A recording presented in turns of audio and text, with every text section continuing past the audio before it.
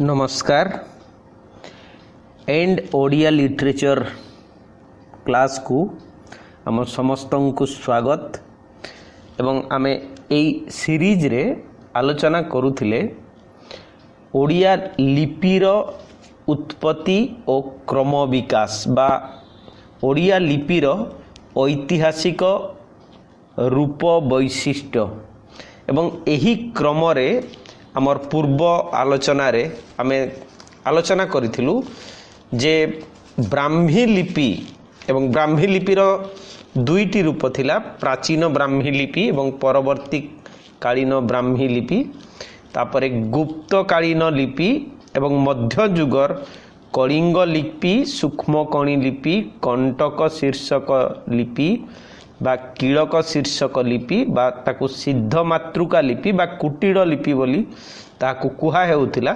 एवं सेई लिपिर समय थिला सप्तम शताब्दी रु एकादश शताब्दी।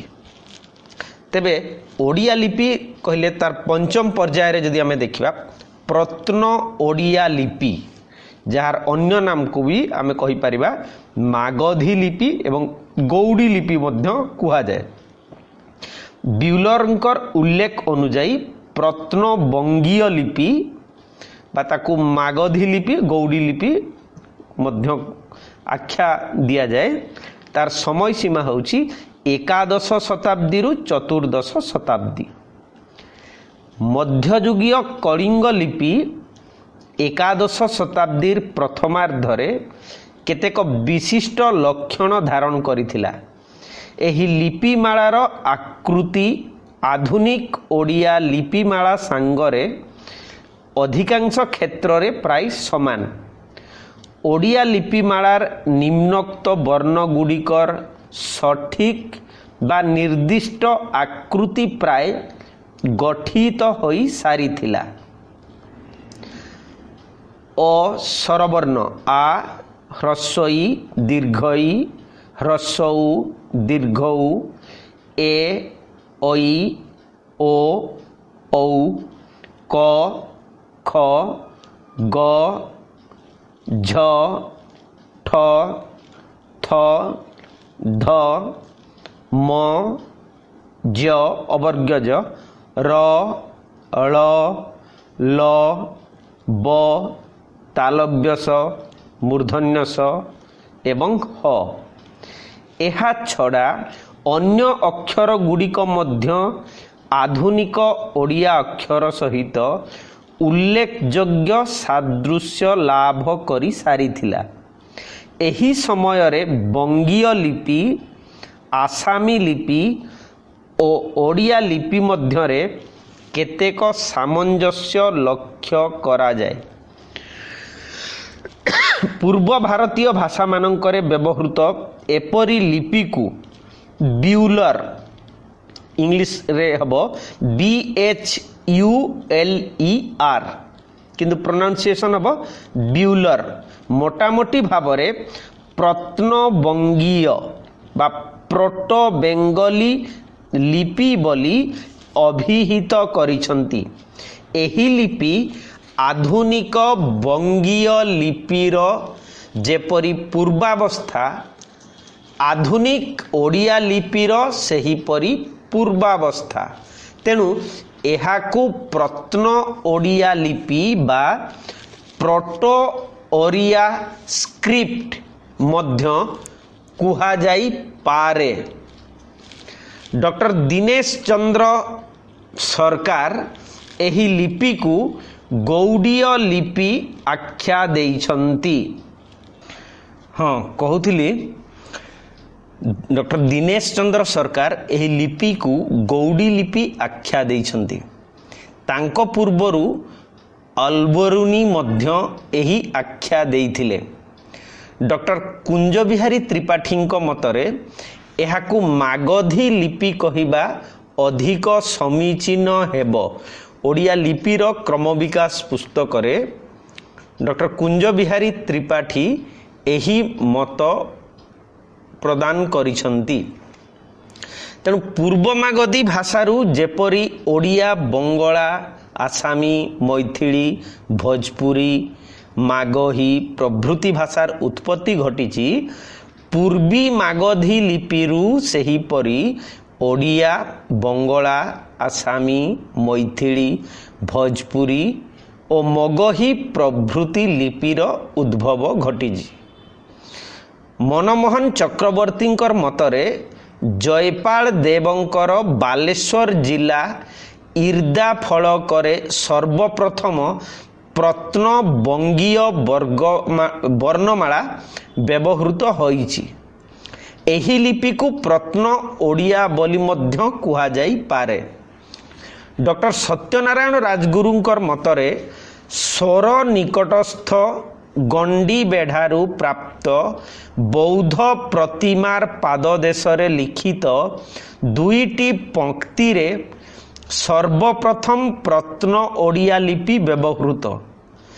ସେ ଏହାର ସମୟ, ଡକ୍ଟର ସତ୍ୟନାରାୟଣ ରାଜଗୁରୁ ଏହାର ସମୟ 10ମ ଏକାଦଶ ଶତାବ୍ଦୀ ମଧ୍ୟରେ ନିର୍ଣ୍ଣୟ କରିଛନ୍ତି। ଏହାର ଦ୍ୱିତୀୟ ଦୃଷ୍ଟାନ୍ତ ରୂପେ ସେ ରାଜା ବଜ୍ରହସ୍ତ ଦେବଙ୍କର ଏକ ତାମ୍ର ଶାସନ, ସମ୍ଭବତଃ ତାର ସମୟ ହେଉଛି ଏକାଦଶ ଶତାବ୍ଦୀକୁ ଗ୍ରହଣ କରିଛନ୍ତି।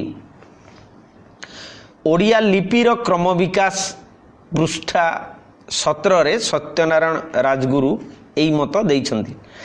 ଡକ୍ଟର କୁଞ୍ଜ ବିହାରୀ ତ୍ରିପାଠୀଙ୍କର ମତରେ ଆନ୍ଧ୍ରପ୍ରଦେଶର ଟିକାକୋଲ ଜିଲ୍ଲାର ଉର୍ଜାମ ଗ୍ରାମରୁ ଆବିଷ୍କୃତ ଅନନ୍ତ ବର୍ମାଙ୍କର ଶିଳାଲେଖରେ ପ୍ରତ୍ନ ଓଡ଼ିଆ ଲିପି ଓ ପରବର୍ତ୍ତୀ କଳିଙ୍ଗ ଲିପିର ମିଶ୍ରଣ ଦେଖିବାକୁ ମିଳେ। ଏହି ଶିଳାଲେଖର ଖୋଦନ କାଳ 1051 ଖ୍ରୀଷ୍ଟାବ୍ଦ। ଏହା ବ୍ୟତୀତ ଅନନ୍ତ ବର୍ମା, ଚଡ଼ଗଙ୍ଗ ଦେବଙ୍କର ତାମ୍ର ଶାସନ, ସୋମବଂଶୀ ମହାରାଜ ଇନ୍ଦ୍ରରଥଙ୍କର ଦାସପୁର ଶାସନ, ଚତୁର୍ଥ ନରସିଂହ ଦେବଙ୍କର ତ୍ରିମାଳି ମଠ ତାମ୍ରଫଳକ, ଭୁବନେଶ୍ୱରରୁ ପ୍ରାପ୍ତ ନରସିଂହ ଦେବଙ୍କର ତାମିଲ ଓଡ଼ିଆ ଦ୍ୱୈଭାଷିକ ଶିଳାଲେଖ, ଏହାର ସମୟ 1149 ଖ୍ରୀଷ୍ଟାବ୍ଦ, ସୋନପୁରରୁ ଆବିଷ୍କୃତ ଭାନୁଦେବଙ୍କ ସମୟର ଶିଳାଲେଖ, ଯାହାର ସମୟ ହେଉଛି ତ୍ରୟୋଦଶ ଶତାବ୍ଦୀ। ଏହିଗୁଡ଼ିକରେ ଆମେ ଏହି ଲିପିର ଅବିମିଶ୍ର ଓ ମିଶ୍ର ରୂପ ଦେଖିବାକୁ ପାଉ।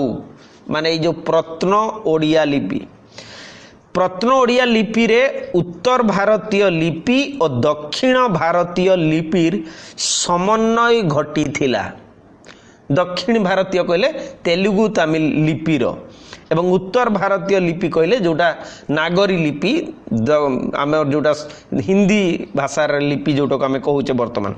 ଡକ୍ଟର ସତ୍ୟନାରାୟଣ ରାଜଗୁରୁଙ୍କ ମତରେ ଯେଉଁ ସମୟରେ ଦାକ୍ଷିଣାତ୍ୟ ଲିପି ସଙ୍ଗେ ଉତ୍ତର ଓ ପୂର୍ବ ଭାରତୀୟ ଲିପିଗୁଡ଼ିକ ସମ୍ପୂର୍ଣ୍ଣ ରୂପେ ବିଚ୍ଛିନ୍ନ ହୋଇ ପଡ଼ିଲେ, ପୁଣି ଦାକ୍ଷିଣାତ୍ୟ ଭାଷା ଭାରତର ଅନ୍ୟାନ୍ୟ ଅଞ୍ଚଳରେ ଦୁର୍ବୋଧ୍ୟ ହେଲା, ସେତେବେଳେ ସେହି ଉଭୟ ପ୍ରକାର ଲିପି ମଧ୍ୟରେ ଯୋଗସୂତ୍ର ରକ୍ଷା କରିବା ପାଇଁ କଳିଙ୍ଗର ଲେଖକମାନେ ଚେଷ୍ଟିତ ହେଲେ। ଏଥିର ପ୍ରମାଣ ରୂପେ ମହାରାଜା ବଜ୍ରହସ୍ତ ଏବଂ ଅନ୍ୟ କେତେକ ଗଙ୍ଗବଂଶୀୟ ରାଜାଙ୍କର ତାମ୍ର ଶାସନ ଗ୍ରହଣ କରାଯାଇପାରେ। ବଜ୍ରହସ୍ତଙ୍କର ଏକ ତାମ୍ର ଶାସନରେ ଉତ୍ତର ଭାରତୀୟ ଲିପି ସଙ୍ଗେ ଦାକ୍ଷିଣାତ୍ୟ ଲିପି ସଂଯୁକ୍ତ କରି ଲିପିକାର ଏହି ଅନୁଶାସନଟି ପୂର୍ଣ୍ଣ କରିଛନ୍ତି। ଯଦି ଉଭୟ ପ୍ରକାର ଲିପି ଏ ଦେଶରେ ବା କଳିଙ୍ଗରେ ପ୍ରଚଳିତ ହୋଇ ସୁପରିଚିତ ହୋଇ ନଥାନ୍ତା, ତାହା ହେଲେ ରାଜକୀୟ ଶାସନରେ ଏପରି ମିଶ୍ରିତ ଲିପି କଦାପି ବ୍ୟବହାର କରାଯାନ୍ତା ନାହିଁ ବୋଲି ଓଡ଼ିଆ ଲିପିର କ୍ରମ ବିକାଶ ପୁସ୍ତକର 18 ପୃଷ୍ଠାରେ ଡକ୍ଟର ସତ୍ୟନାରାୟଣ ରାଜଗୁରୁ ଏହା ଉଲ୍ଲେଖ କରିଛନ୍ତି। ମହାରାଜା ଚଡ଼ଗଙ୍ଗ ଦେବଙ୍କର 2ଟି ତାମ୍ର ଶାସନରୁ ଗୋଟିକରେ ଦାକ୍ଷିଣାତ୍ୟ ଲିପି एवं अन्यटिरे उत्तर भारतीय लिपि व्यवहृत होइछि बोली आर्तवल्लभ महांती जो ताकू संशोधन करेंगे Andhra historical research journal rho volume 1 page 1 रे उल्लेख रही। एबे आमे देखिबा प्राचीन ओडिया लिपि एवं एहार समय होउची ख्रीष्टाब्द 14 रु 16 शताब्दी मध्य प्रत्न ओडिया बा प्रत्न बंगीय लिपिर परवर्ती विकास स्तर हेउची प्राचीन ओडिया लिपि। एही लिपि रे नागरी लिपिर प्रभाव लक्ष्य करा जाए। जो नागरी कहले मुख्यतः देवनागरी बोली जोटा को आमे कहूचे 1935 ख्रीष्टाब्द रे खोदित माने 1935 ख्रीष्टाब्द रे संभव 1435 ख्रीष्टाब्द रे खोदित चतुर्थ नरसिंह देवंकर पुरी शंकरानंद मठर ताम्रफलक सनंदरे व्यवहृत लिपि होउची नागरी प्रभावित प्राचीन ओडिया लिपि। 1403 ख्रीष्टाब्द रे खोदित श्री कुर्मेश्वर मंदिर अभिलेखर लिपि आधुनिक देवनागरी लिपि द्वारा बहुल भावरे प्रभावित होइथाय बा होइथिला। केतोटी ओडिया अक्षर सहित नागरी अक्षरर एते दूर सादृश्य रहिछि जे ओडिया अक्षरर शीर्ष देशरे मुंडली परिवर्ते रेखा टाणी देले सेगुडिक सहजरे नागरी अक्षर रूपे पठित होई पारिबो। दुई लिपि मध्यरे एतादृश निकट सादृश्य लक्ष्य करी भारतवर्षर अन्यतम विख्यात पाश्चात्य भाषा तत्वविद ग्रियर्सन मत देइछंती The Maithili and Bengali alphabets are derived from Buller's Proto-Bengali. The Oriya alphabet is, on the contrary, derived from Nagari and probably reached Orissa directly from the west. चिकाकोल जिल्लार पटंगी ग्राम पतेश्वर मंदिर रे थिबा भानुदेवंकर शिलालेख तार समय होउची 1376 ख्रीष्टाब्द। द्वितीय रे चतुर्थ नरसिंह देवंकर जाजपुर सिद्धेश्वर मंदिरस्थ स्तंभाभिलेख समय होउची 1394 ख्रीष्टाब्द। एवं तृतीय रे संबलपुर जिल्लार नरसिंहनाथ वर्तमान सेटा होची बरगढ़ जिल्लार नरसिंहनाथ मंदिर रे थिबा बैजल देवंकर शिलालेख जहार समय होची ख्रीष्टाब्द 1413। 4 नंबर रे बालेश्वर गड़पड़ारू प्राप्त पुरुषोत्तम देवंकर करसु शीर्षक ताम्रपत्र करसु शीर्षक ताम्रपत्र जार समय होची 1472 ख्रीष्टाब्द। 5 नंबर रे पुरी जगन्नाथ मंदिर जय विजय द्वार रे कपिलेश्वर देव पुरुषोत्तम देव और प्रताप रुद्र देवंक द्वारा खोदायित विभिन्न शिलालेख जार समय होची 1435 रु 1531 ख्रीष्टाब्द। सेहीपरि 6 नंबर रे मेदिनीपुर जिल्लार गगनेश्वर दुर्ग भग्नावशेषरे खोदित कपिलेश्वर देवंक समयर शिलालेख जार समय होची 1435 रु 1467। 7 नंबर रे आंध्र राज्यर कर्नूल जिल्लार श्री शैलम ठारे खोदित कपिलेश्वर देवंकर माने कपिलेश्वर देवंकर शिलालेख 1360 ख्रीष्टाब्द। नेक्स्ट होची गुंटूर जिल्लार बापतलारू प्राप्त कपिलेश्वर देवंकर ताम्र शासनर ओडिया फलक जार खोदायित होइतबा समय होची 1458 ख्रीष्टाब्द। नेक्स्ट रे कपिलेश्वर देवंकर राजत्व काल ठारू आरंभ करी मुकुंद देवंकर राजत्व काल मध्यरे विशाखापत्तनम विशाखा भाईजाक जोटा कहती जिलार सीमाचलस्थ लक्ष्मी नारायण मंदिर गात्र रे खोदित 31टी अभिलेख 1435 रु 1568 मध्यरे खोदित होईछि एवं एही लिपि होउछि प्राचीन ओडिया लिपिर दृष्टांत।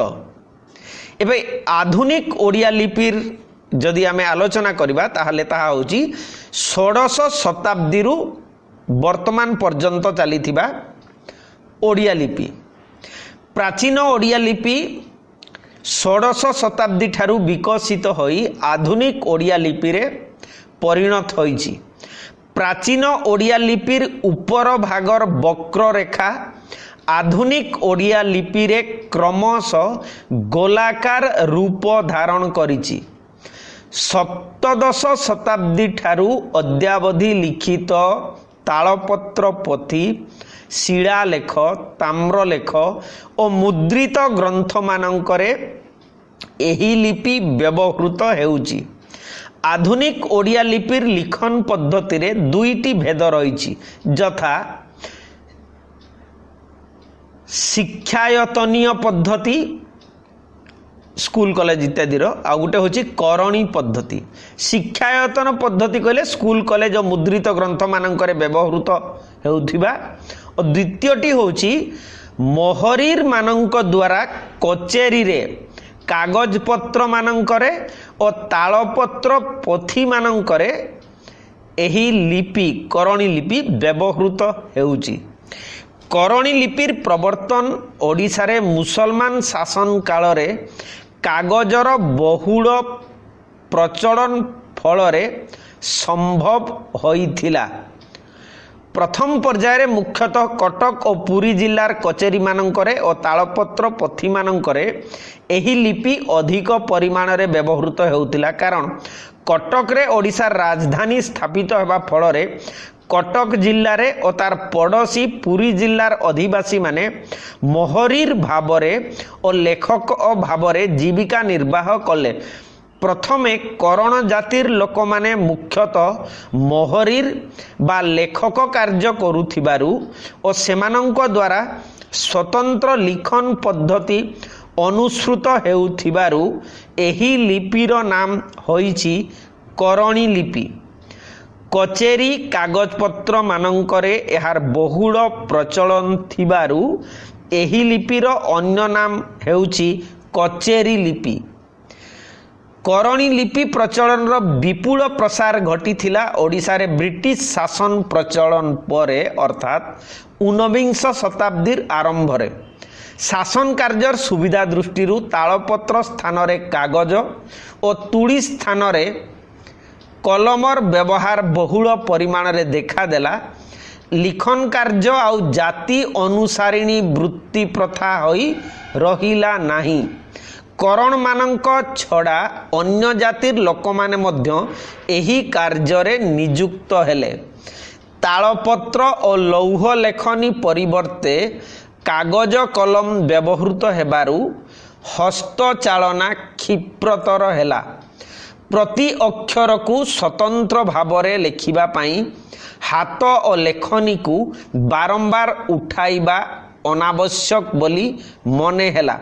पाखापाखी अक्षर गुडी को मिसाई इंग्राजी अक्षर लिखन पद्धति रे ओडिया अक्षर लेखिबा पाई लेखक माने चेष्टित हेले बोली आमर आलोचक माने मत देई थांती। ओडिया लिपिर क्रम विकास पुस्तक रे डॉक्टर सत्यनारायण राजगुरु एई मत रखिछंती। ए पद्धति ओडिया छापाखानार प्रतिष्ठा पर्यंत प्रचलन बा प्रबलतर थिला। एबे मध्य कचेरी कागज पत्र मानंकरे मोहरीर माने एई करणी लिपि व्यवहार करिथांती जदियो से माने धीरे धीरे संख्या कमी गलेनी कारण एबे कंप्यूटर रो व्यवहार फल रे एबे आउ से लिपिर व्यवहार करा जाऊ नहीं। नहले पुराना जदि तालपत्र देखिबो किबा कोर्ट कचेरी कागज दलिल तब देखिबो ताले से जगह रे एई करणी लिपिर जेतु लुहा लेखनी रे तालपत्र लिखा जाउतिला जदिओ सेई ट्रेंड तार धारा रे कागज कलम रे मध्य आमे जदि कि फकीरमोहन सेनापति सुरेंद्र महांती चित्तरंजन दास पुराणा कालिया लोक मानकर हाथ लेखा दस्तखत हस्ताक्षर जदि देखिबा तार फोटोकॉपी ताले देखिबे जे सेगुडी कहूची करणी लिपि माने सेगुडी को गोलाकार नुहे। तो से जहा हो विंश शताब्दी रे ओडिया मुद्रा जंत्र प्रसार फल रे ओडिया वर्णमालार निर्दिष्ट रूप आबद्ध हैला एवं एही वर्णमाला प्राय सबु क्षेत्र रे स्वीकृत हैला। एबे एही परि विभिन्न स्तर देई ओडिया लिपि एक स्थायी आधुनिक रूप परिग्रहण करिछि। एबे ओडिया लिपिर वैशिष्ट्य जदि आमे देखिबा एही लिपि रे बा ओडिया लिपि रे मुख्यतः चारोटी वैशिष्ट्य लक्ष्य करबाकू मिले यथा शिरो देश रे बा शीर्ष देश रे ऊपर अर्धवृत्ताकार मंडली बा टॉप कर्व पुड़ा पुड़ा होची लूप पुच्छ पुच्छ होची टेल ओ कणहीन कुटिल वक्ररेखा बा कर्व एही सबु वैशिष्ट्य पाई परवर्ती ब्राह्मणी लिपि तामिल बट्टेलुत्तु लिपि पंचम और षष्ठ शताब्दी रे प्रचलित उत्तर भारतीय पेटिका शीर्ष बा शंकु शीर्ष लिपि और लौह लेखनी रे तालपत्र रे लिखन परंपरा इत्यादि दायी बोली आलोचक माने मत देइथांती। दशम शताब्दी बेलकू ओडिया लिपि रे उभय उत्तर भारतीय और दक्षिण भारतीय प्रभाव देखा देइथिला और उपरयुक्त वैशिष्ट्य मान उणा अधिके लक्ष्य करिबाकू मिलिथिला। अनंत देवंकर मंडासा ताम्र शासन रे 969 ख्रीष्टाब्द व्यवहृत 738 अक्षर मध्यरु 169 दक्षिण नागरी लिपि प्रभावित एवं 59 तेलुगु लिपि प्रभावित और 101 तामिल ग्रंथ लिपि प्रभावित 222 गंग राजत्वकालीन कलिंग लिपि प्रभावित और 157 आधुनिक ओडिया लिपि सदृश बोली ओडिया लिपिर ओडिया लिपि और भाषा पुस्तक रे आलोचना करिसंती पंडित नीलमणि मिश्र। संभवतः तोषालीर भौमवंशीय राजा माने प्रथमे ओडिया लिपि रे पुच्छ व्यवहार आरंभ करिथिले। कोसलोत्कलर समवंशी राजा माने कुटिल लिपिर बहुल व्यवहार बा बहुल प्रसार घटाइथिले।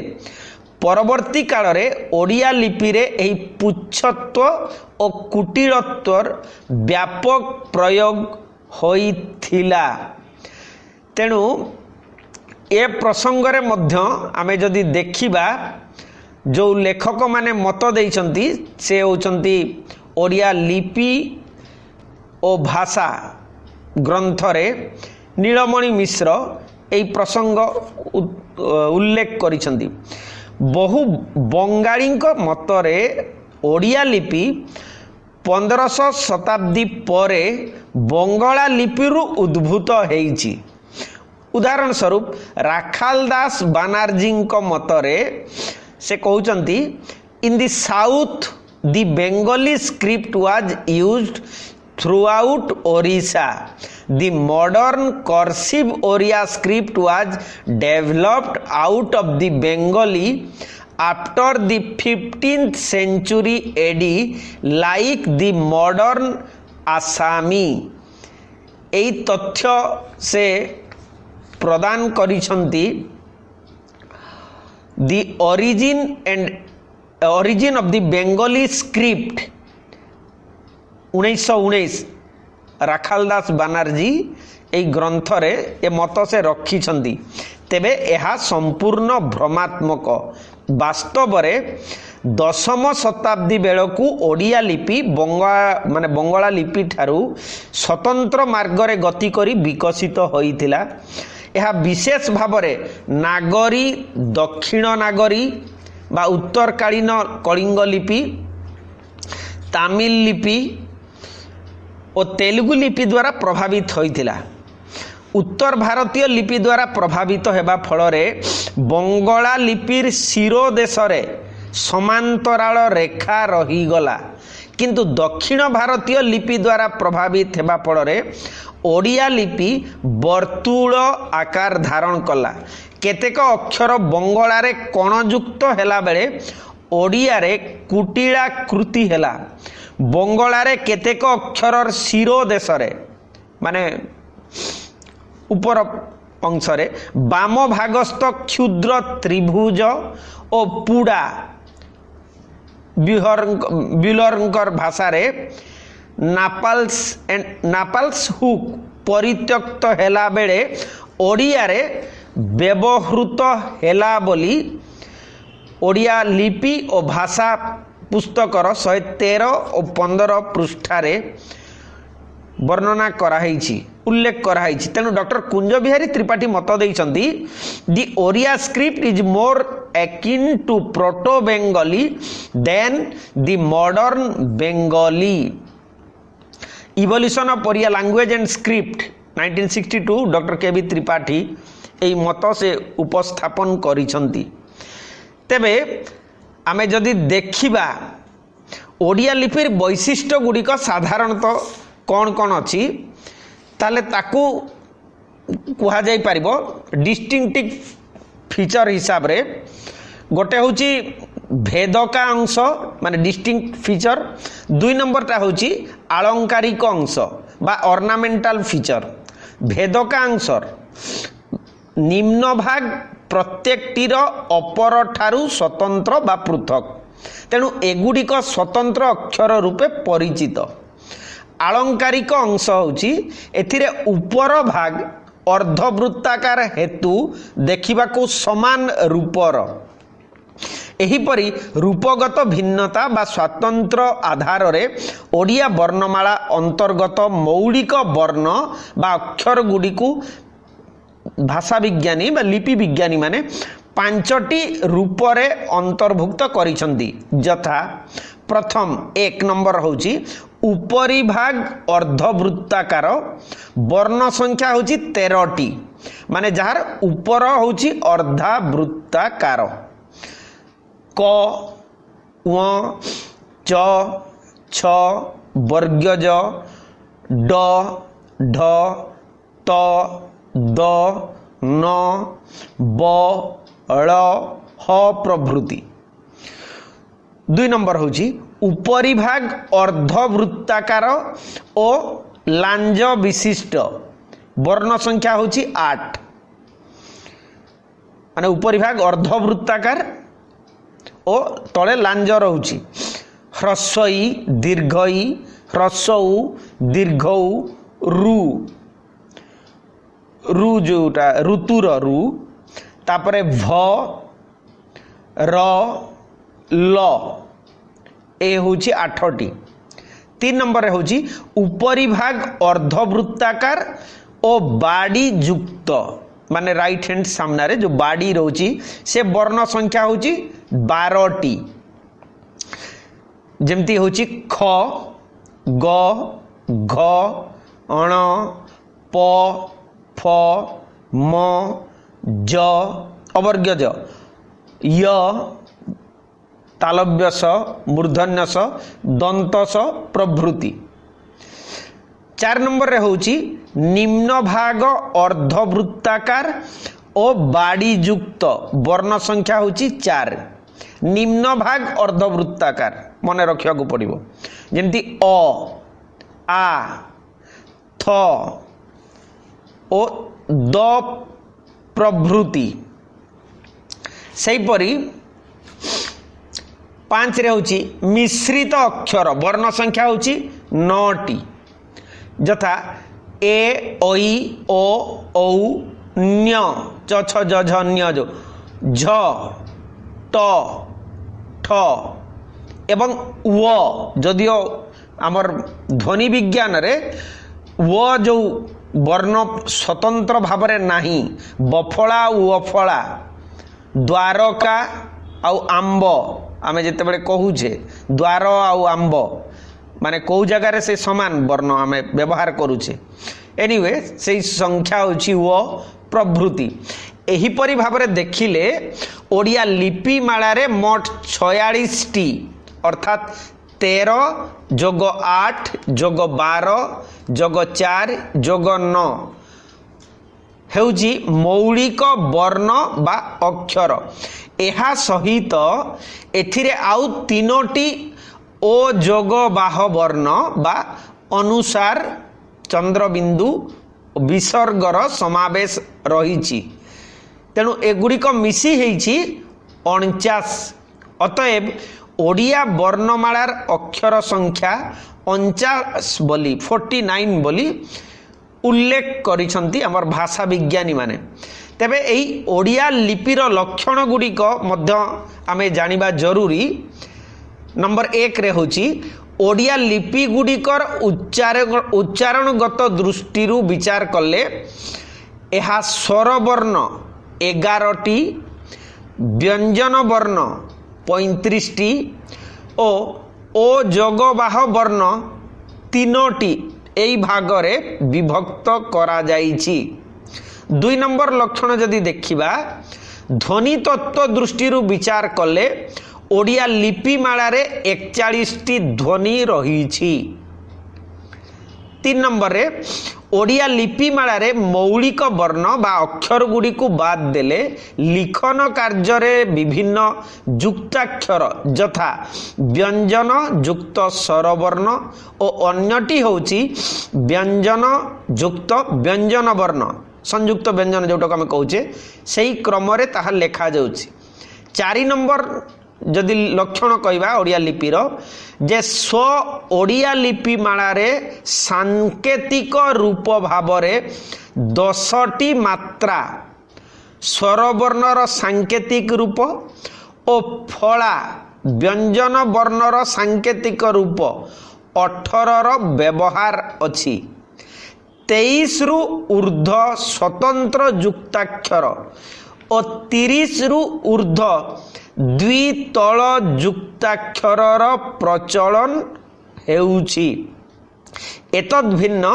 ओडिया भाषा रे त्रिवर्णी और चतुर्वर्णी युक्ताक्षरर मध्य व्यवहार अछि 5 नंबर लक्षण होछि ओडिया लिपि गुड़िक बामरु आरंभ होई डाहाण दिग क्रम रे लेखा जाए 6 नंबर कथा होची ओडिया लिपि गुड़िक उच्चारणानुसारी आक्षरिक अटंती स्वरवर्ण गुड़िक स्वतः आक्षरित और व्यंजन वर्ण गुड़िक अस्वरवर्ण युक्त होई अक्षर रूपे लाभ करिथांती तेबे ए बाबद रे आमर भाषा विज्ञानी माने जो रकम आलोचना करिसंती ताहा होची ध्वनि विज्ञान प्रसंग रे जो फोनिम मॉर्फोनिम ए सब जिनिस गुड़िक अच्छी आलोचना करा जाई परिबो जदियो आमर सिलेबस भितर से गुड़िक आसु नहीं मु समय हेले से बाबद रे आलोचना करिबी एवं सेइटारे ध्वनि विवर्तनर ध्वनि परिवर्तनर जो विभिन्न रकम 57 सूत्र पाखापाखि अच्छी अर्थ परिवर्तन विभिन्न कारण ए सबु संपर्क रे आलोचना करी तेणु लिपिर आपातत ऐतिहासिक क्रम विवर्तन बा ऐतिहासिक विकास द्वारा प्रसंग रे आमे जहा कहिले ताकु जदि कहिबा जे ख्रीष्टपूर्व 3य शतकरू आरंभ करी 19 शताब्दी रे मुद्रा यंत्र प्रतिष्ठा काल पर्यंत ओडिया लिपि विभिन्न पर्याय रे विभिन्न प्रभाव रे बशवर्ती होई ताहार वर्तमान रूप बा वर्तमान रो स्वरूप से लाभ करिछि ब्राह्मी लिपिरु गुप्त कुटिल और प्रोटो बंगला लिपि मध्य देई तामिल ग्रंथलिपि और नागरी लिपिर प्रभाव रे ओडिया लिपिर सृष्टि और विकास घटी बोली डॉक्टर खगेश्वर महापात्र ओडिया लिपि और भाषा पुस्तक रे मत व्यक्त करिसंती। तेबे ए सबु दृष्टि विचार कले ओडिया अक्षर बा लिपिमाला बेस श्रृंखलित विज्ञान सिद्ध और शास्त्रीय मर्यादाधारी एक शास्त्रीय भाषा।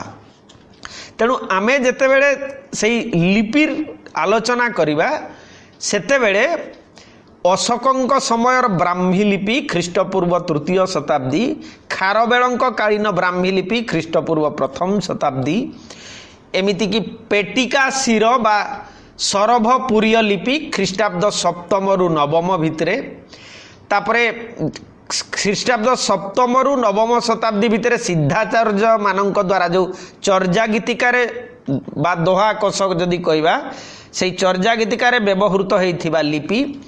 तापरे आमे जदि देखिबा समवंशीय शासन काल रे विकसित कुटिलाक्षर लिपि जार समय होउची ख्रीष्टाब्द अष्टम नवम दशम एवं गंग राजत्व कालीन ओडिया लिपि जार समय होउची एकादश शताब्दी रु त्रयोदश शताब्दी एवं सूर्यवंशी राजत्व कालीन ओडिया लिपि होउची ख्रीष्टीय पंचदश शताब्दी परवर्ती समय रे। तेबे ओडिया लिपिर क्रम विकास डेवलपमेंट ऑफ ओडिशा स्क्रिप्ट बोली जाको आमे कहिबा तार संपर्क रे फोटो देखिले जाई कि आमे जानि परिबा। तो कहूली जे ओडिया लिपिर वास्तविक फोटोकॉपी माने जे पर्यंत आमे ताकू चित्र रे ठीक भाव रे न देखिबा ताहले तार अविकल रूप संपर्क रे धारणा करि परिबा नाही। तेणु ताकू देखा पड़ो किंतु परीक्षा रे जे अविकल आमको से चित्र उपस्थापन करा पड़ो तार प्रासंगिकता नहीं किंतु आम स्तर गुड़िक ठीक भाव में जाना और ताकू ही लेखिबा। तेणु कमेंट करेंगे निसंदेह भाव में अपेक्षा रखी और परवर्ती आम आलोचना करवा संभवतः समास प्रकरण बोली मु भावुची से प्रसंग रे आलोचना करी। धन्यवाद।